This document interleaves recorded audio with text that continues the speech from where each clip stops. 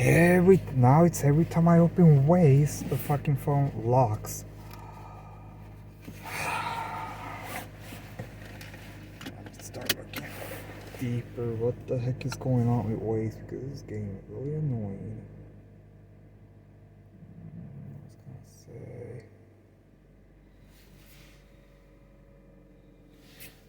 You can imagine there are very complicated privacy issues related to all this. So it's not really helpful when Twitter seems to be ignoring violent content that is understandably likely to increase criticism of Twitter from both political parties and perhaps create additional pressure toward new restrictions on internet usage that, even if well-intentioned, could easily cause a whole range of negative collateral damage that could impact everybody's internet use overall in very unfortunate ways. And that just seems to be the path we're headed down now, and today was a vivid example of that, unfortunately.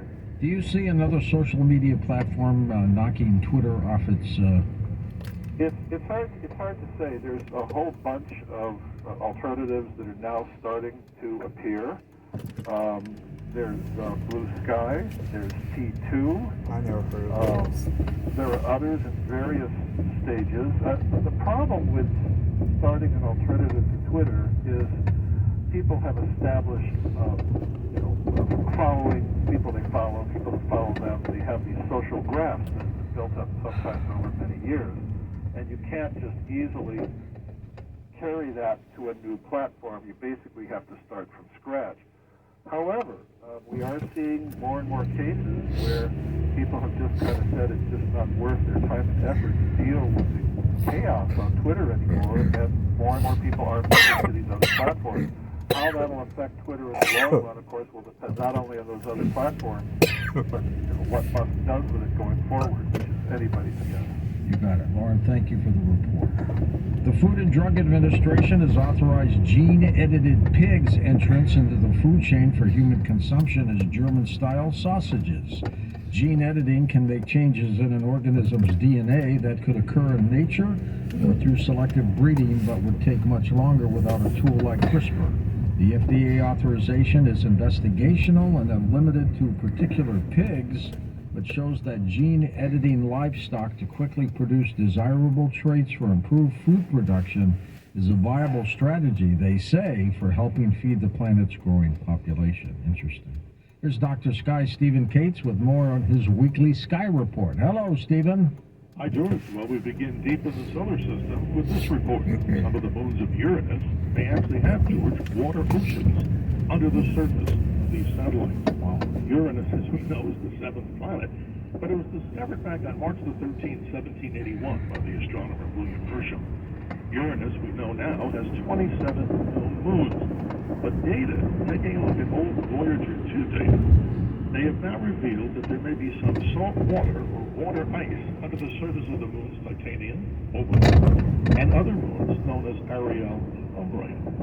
Well, these water oceans may be between 19 and 60 miles below the surface of these icy worlds. And if so, we now know that water may abound in our solar system in addition to Mars, underneath the surface, the moon, and some of the moons of Jupiter and Saturn.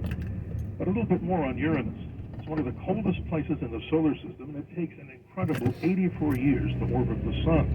And if we were on the cloud tops of Uranus, a cold experience indeed, our day is some 17 hours and 14 minutes long. But also following up on Voyager 2 in space, NASA now gives the go-ahead to continue the mission of Voyager 2, now some 12 billion miles from the Earth, and using some saved-up fuel. The mission to Voyager 2 will continue to at least 2026. The signal sent out to Voyager 2 from Earth takes over 18 hours just to get there.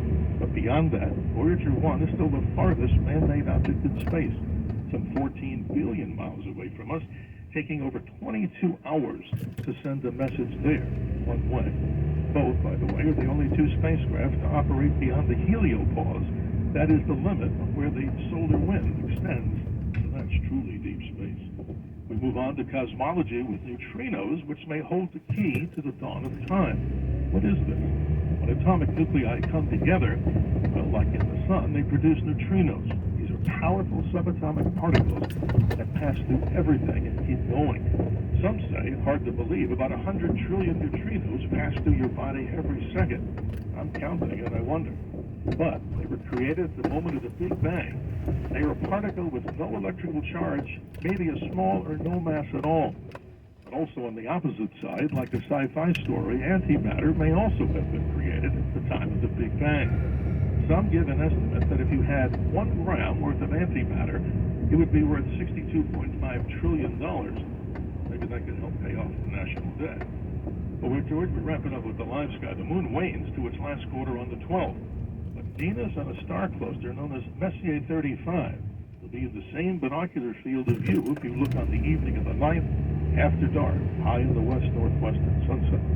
And now we turn our attention to the North Star Polaris, allegedly some 320-plus light years away, located in the northern hemisphere. Why? Because it's the hub of the night sky in the northern hemisphere, and the sky rotates counterclockwise around it.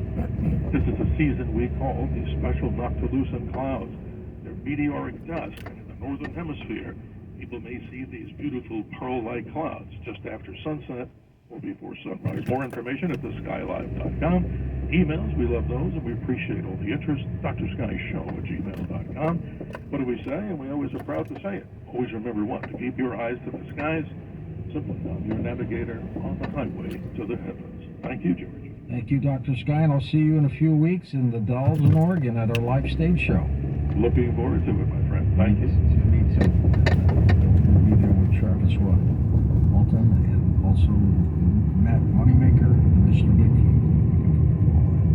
In a moment, Dan Levitt joins us. What's gotten into you? The story of your body's atoms from the Big Bang through last night's dinner. He's next on Coast to Coast AM.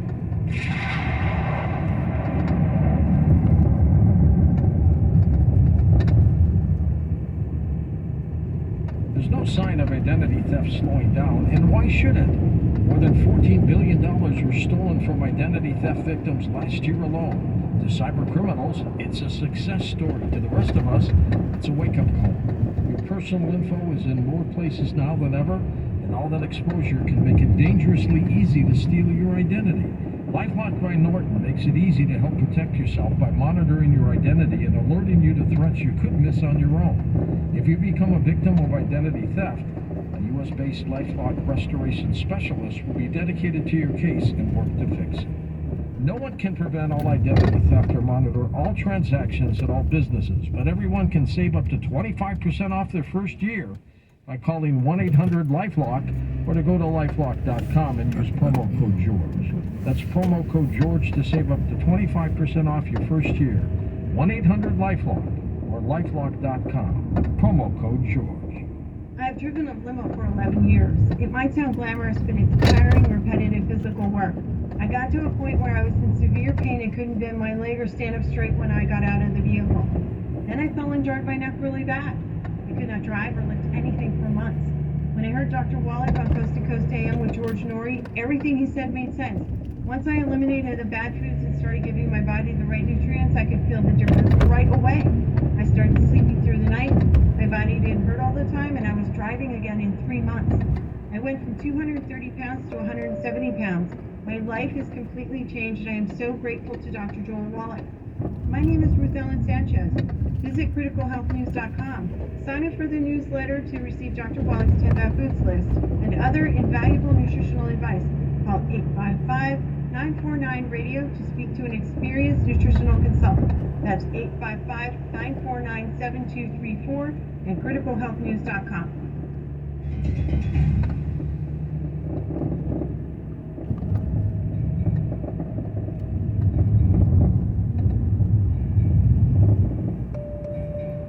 Welcome back to Coast. George Norrie with you. Let me tell you a little bit about our guest tonight. Dan Levitt spent more than 25 years writing, received directing award-winning documentaries for National Geographic, Discovery, Science, History, PBS, and the Howard Hughes Medical Institute. His film topics include how Galileo, Newton, Einstein, and Hawking made their greatest discoveries, the archaeology of Custard's Last Stand, a new theory on dinosaur evolution, and the scientific search for alien life. He has filmed with the late Stephen Hawking, Michio Kaku, among others. His latest book is called What's Gotten Into You. Dan, welcome to the program. Looking forward to chatting with you tonight. Thank you so much. I'm so glad to be here. You have been marvelous, and we've been following your career for years. How'd you get into all this? Oh, you know, I've always been interested in science, and I worked in the Science Museum for a while. They had some video equipment. I started playing with it. I loved it, and then I decided to go for it, and I ended up moving to Boston, where I had a chance to work on an awful lot of documentaries and ultimately become a producer, writer, and director. I loved it. Boston's a great... My mother was born 50 miles west of Boston, in Fitchburg. Beautiful. Nice. Tell me a little bit, before we get into your book, about your scientific search for alien life. Well, it was actually inspired by a book by a scientist, which was on the same topic. And you know, as you know, right there, when I was in college a few years ago, more than a few years ago, no scientists would consider the possibility that there was alien life, but that has changed, and you know, as you know now, there's not just the Drake equation that has changed scientists' minds about the probability that alien life must exist out there somewhere, but you know, scientists are looking for life in you know, on Saturn's moons or even in our solar system, and you know, they're finding all kinds now, of course, even much more recently, they're finding all kinds of exoplanets and trying to look for signs of life on distant atmospheres. So it's been a huge sea change in the last 50 years. What kind of conclusion did you come to about the aliens? If you're asking me personally, you know, I believe that there must be intelligent life out there somewhere in the universe. And by the way, I know we haven't gotten into my book yet, but I do want to mention that one of the things that I found fascinating was that one of the characters in my book, a priest who helped come up with the theory of the Big Bang, gave a lecture at the British Association of Science in 1927. Wow. One of the other people who was speaking there was a British minister who was extremely highly respected, and he at that time was saying that the universe is so vast that somewhere there must be other creatures and intelligences as great as we are. You're right. And you quoted the Frank Drake equation. We have Seth Shostak from SETI that Frank Drake established. He comes on quite often. There's something out there. Well, the odds are in the favor, I agree. What's gotten into you? Tell me about this title. Well, you know, it all started, the idea came from my daughter, from a question, right? She was starting to become a vegetarian as a teenager. And I was wondering, well, what, you know, like any parent, I was wondering, what would she have to eat in order to remain healthy? And I started thinking, and then I realized really quickly that I had no idea what her body or my body was made of, much less where that stuff came from. And so that's kind of you know, so that was really one of the questions that I had from the very beginning. What's gotten into you? What's gotten into her? What's gotten into us?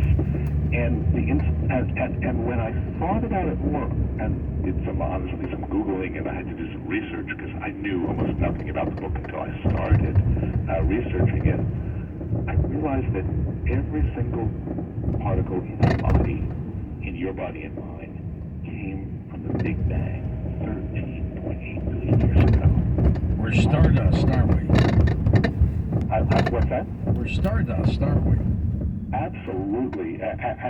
Well, that's exactly, and there's a sense in which the book, you know, Carl Sagan said we're stardust, and Joni Mitchell, well, Carl Sagan said we are Nice star sag. stuff. Nice Joni underwear Mitchell on said there. we are Very stardust, nice.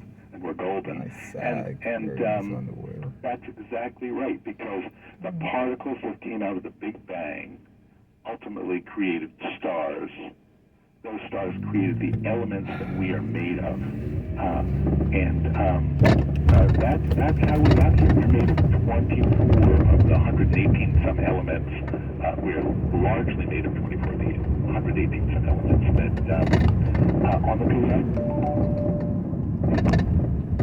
So you mentioned the Big Bang, Dan. I still haven't been able to get a scientist on the show that could accurately tell me what the Big Bang was, how it started. Nobody really knows yet.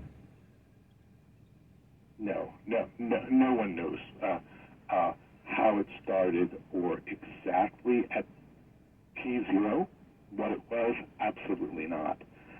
But one of the things fascinating. It's one of the most highly supported theories that's out there in terms of scientific evidence. And the story of how it was discovered, which is one that I tell in my book, is it's fantastic. Are you spiritual? I have to ask you that. I am spiritual, absolutely. Yes. So you believe that there's a higher power? Well, I personally find a lot of spirituality in nature, and it depends upon how you define a higher power. But I certainly believe that there's good and evil, and that we should all be doing right in the world, and that we are part of something bigger. One of the things that one of the things that was so interesting in my book was that when I realized that each particle in our body was created 13.8 billion years ago, I started to think, wow, what a journey those particles went through, from the Big Bang through the creation of the elements and stars. They were there. The particles in our body were there when the solar system and our planet formed, when the first life on Earth formed, when our planet was completely encased in a mile thick of ice. When the planets were once rocky, and then plants completely spread out and terraformed our planet. And I've been to the Grand Canyon. When I was much younger, I hiked down to the bottom, and I've also been to a lot of other beautiful places, like I've been trekking in Nepal and in the Himalayas and seen the grandeur of mountains. And when I go to a place like that, I feel a tremendous sense of there's a certain amount of spirituality and recognition that I'm part of something much larger. And contemplating and learning step by step the journey of our atoms from the Big Bang to us, that gives me the same kind of really tremendous sense of awe and mystery and feeling of belonging to something much larger. Well, with Dan Levitt, his website is his name, linked up at coasttocoastam.com. His book is called What's Gotten Into You. When we come back, we're going to continue talking to him about this incredible story. I mean, the subtitle's fantastic. The story of your body's atoms from the Big Bang through last night's dinner. We'll have him explain some of that, of course. And then in our second hour, we will be taking your calls right here on Coast to Coast AM, so make sure you're part of the program. The book just came out and is available all over the place, so take advantage of that and have some time to go to his website. But we'll be back with more Coast to Coast AM. The free Coast Zone email newsletter is sent out 6 days a week and is a great way to keep up on all things Coast. With detailed program recaps, the fascinating Today in Strangeness listing, upcoming guest info, and weekly free audio clips, it's a must-have for Coast fans. Look for the free sign-up on the coasttocoastam.com homepage.